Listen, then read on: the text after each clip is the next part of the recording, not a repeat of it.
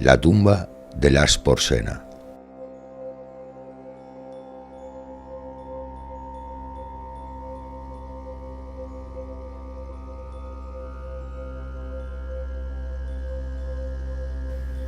Los aficionados a la historia nos encontramos en demasiadas ocasiones con asuntos que vagan entre la ficción y la realidad, eventos o relatos en los que nunca podemos estar seguros de la veracidad de los testimonios, ya sea por una mala interpretación de los mismos o por una manipulación de la verdad creada para la propaganda política o el ansia de estatus.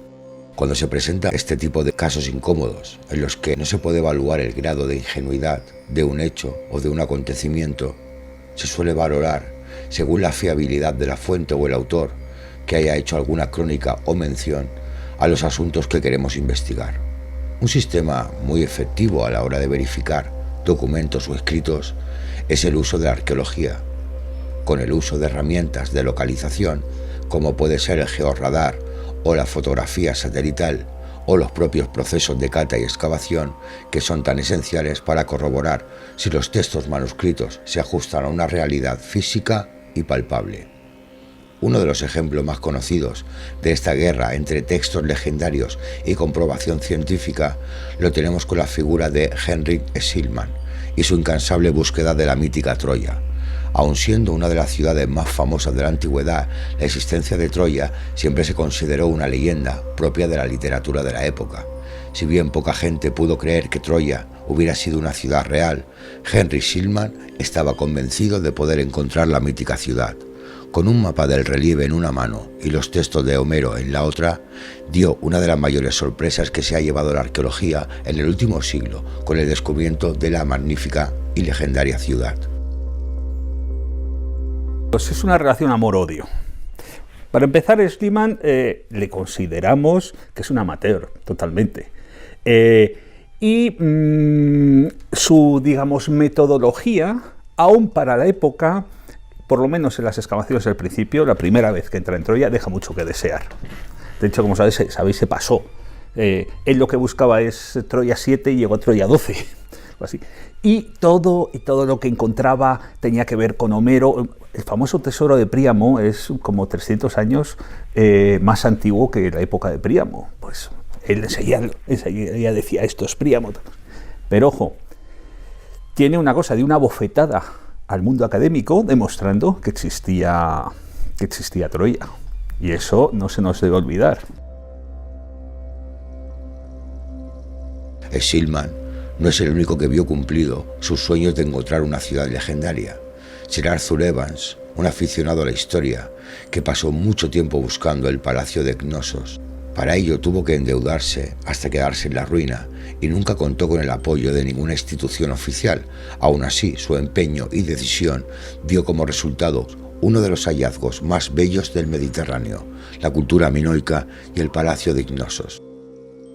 El palacio de Knossos es el mejor ejemplo de la arquitectura palacial minoica. Fue edificado entre 1600 y 1480 a.C. y consta de unas 1500 habitaciones en sus 17.400 metros cuadrados construidos. El artífice de su estado actual es el arqueólogo Sir Arthur John Evans, quien inició sus trabajos en 1900, considerando que se trataba de la residencia del mítico rey Minos. Gracias al trabajo, la intuición de estos intrépidos investigadores, ciudades como Troya o Cnosos han dejado de ser fantasía para convertirse en una realidad empírica. Pero ¿qué pasa cuando estas ubicaciones no pueden ser halladas y los textos no narran fábulas o epopeyas, sino la biografía de reyes y monumentos? ¿Qué pasa cuando las crónicas vienen de fuentes que están consideradas fiables? Pues que nos encontramos con dilemas históricos que se van haciendo más difusos a medida que avanza el tiempo. Este es el caso de la tumba del rey de Clusión, Lars Porsena, un rey etrusco que a finales del siglo V puso contra las cuerdas a Roma y que, según los autores de la época, construyó la tumba más grande y magnífica de la antigüedad.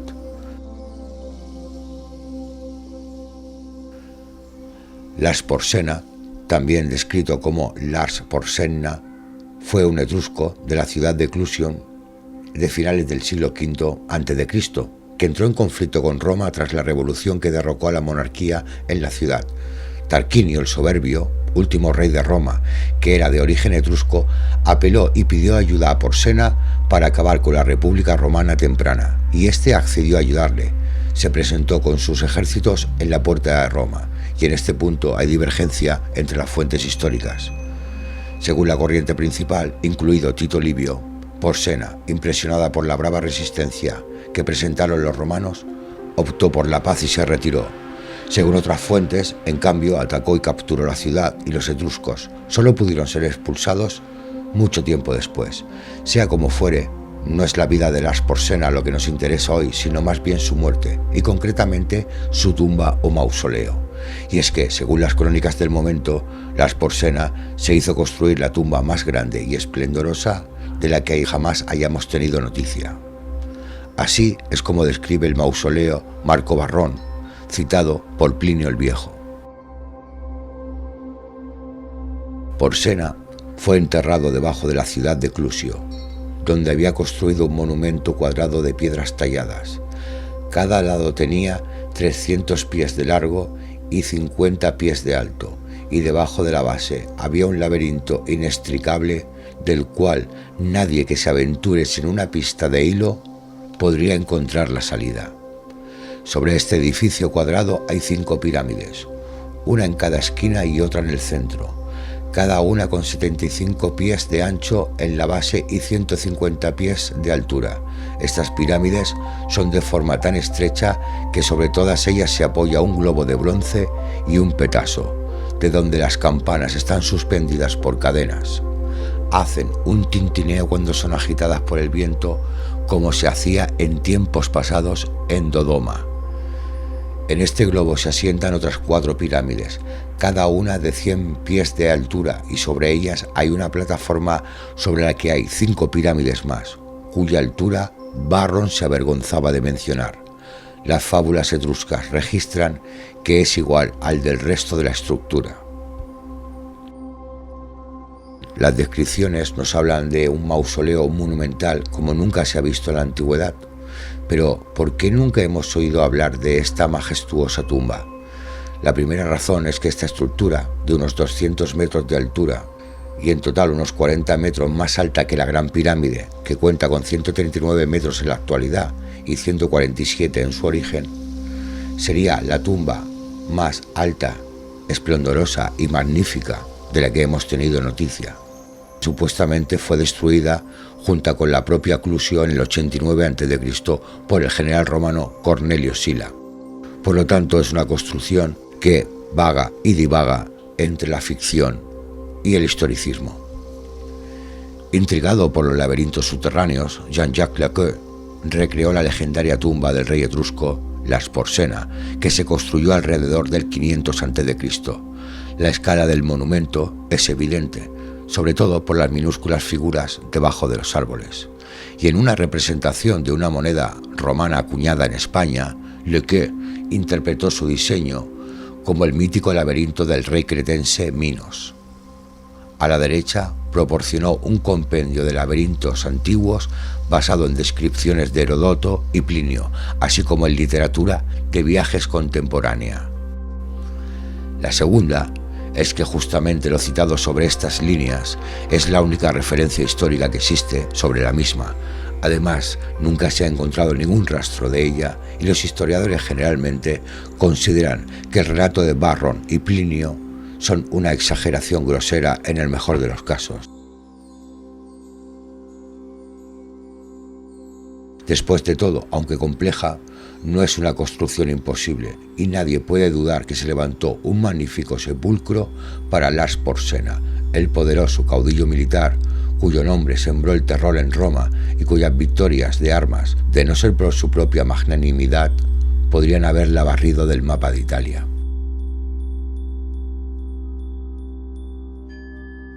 Existen multitud de representaciones que han intentado, con mayor o menor acierto, hacer una recreación visual de las descripciones de Varrón, y el motivo de que éstas sean tan diversas es que cada artista se tomó ciertas licencias a la hora de representarla.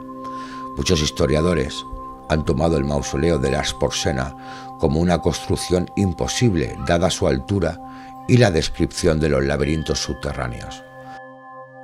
Tenemos que tener en cuenta que no conocemos el sistema de construcción que fue utilizado y que, por ejemplo, pudo haberse aprovechado una colina para su construcción.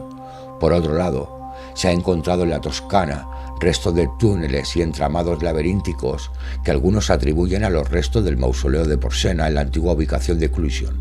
El caso es que los túneles pertenecen a la época etrusca y al que algunos de los autores sugieran que solo son túneles del alcantarillado y drenaje de las lluvias, es que confirma la capacidad de los etruscos del siglo V de hacer y construir entramados subterráneos. Tal vez cierto resentimiento romano pudo ser la causa principal de que posteriormente el mausoleo de Porsena fuera destruido y desaparecieran algunas referencias del mismo, al menos en la superficie, porque el intrincado laberinto bajo la estructura aún puede estar ahí o en otro lado, oculto por muchos metros de tierra en el centro de Italia, esperando a que alguien lo descubra y entre en él.